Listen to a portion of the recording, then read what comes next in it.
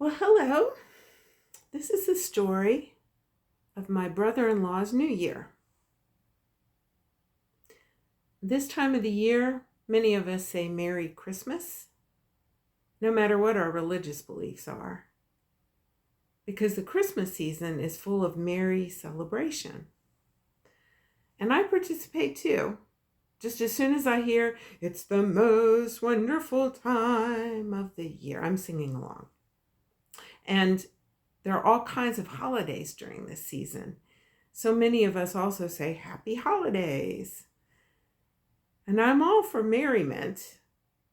And there is no holiday more merry than my brother-in-law's New Year's celebration. But before I tell you about that, I should tell you that I'm a Christian. That is, I'm a Jesus follower. And my favorite religious season is Advent. And that's because it's all about hope and expectation that God's going to pitch a tent among us and right smack in the dirty mess of our lives.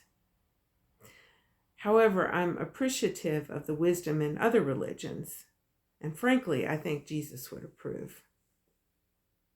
And that's why I have Laughing Buddha up on my mantle, and he's alongside Saint Ignatius of Loyola. And they both stand for healthy detachment from worldly things and ideas, kind of like let go and let be. And you see that Laughing Buddha has knocked the Bible out of Saint Iggy's hand. I call Saint Ignatius Saint Iggy. And it was not me that did it. It was Laughing Buddha. I was carrying the two of them somewhere, and Laughing Buddha did it. But he's not going to have the last laugh, because I'm going to get some super glue and I'm going to glue this Bible to his hand. But seriously, even though I'm a Christian, I truly believe that the path to peace involves appreciating other people of faith and other cultures, and recognizing that we all share this beautiful planet Earth that we've been given. And no holiday symbolizes that better than my brother-in-law's New Year's celebration. But before I tell you about that, I should tell you about my brother-in-law. When he was a young man, Humayun escaped from Iran on a camel. And it was during the Islamic Revolution, when Iran became an Islamic republic.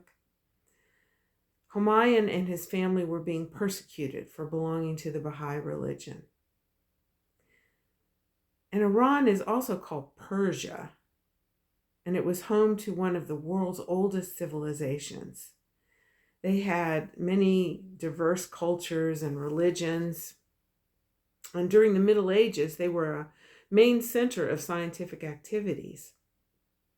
And they also excelled in literature, philosophy, art, medicine, astronomy, and mathematics. So we owe much to Persia. My family also owes much to Humayun and my sister Gloria, because they've had the most long-lasting marriage, and they're kind of the glue that holds my family together. I'll never forget the first time that I experienced the Persian New Year celebration. I was joining Gloria and Humayun on an outing to Great Falls, Virginia, which was one of my favorite places as a teen.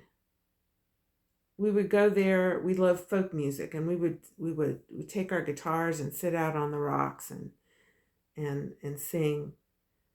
And on this outing, though, with Gloria and Humayun, I learned about Nowruz, which is the Persian New Year.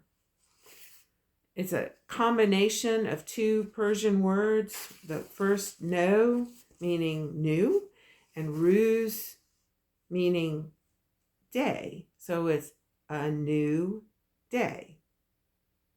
And this celebration wasn't January 1st, which is on our Gregorian calendar. This New Year's celebration was on the spring equinox. And a celebration it was. There were hundreds of extended family members and Iranian American friends just covering the banks by the river. And they were hugging and laughing and sharing food. And there was folk dancing, kind of like belly dancing, except I particularly like the arm and hand movements, which were so graceful. And one of the myths about how this holiday came about is that there was once an Iranian king who saved humanity from a winter that was going to kill all living things.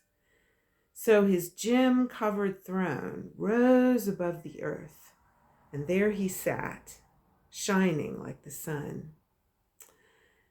And he scattered those jewels from his throne, and they were gathered by the world's creatures. And I ask you, what could be more merry than that?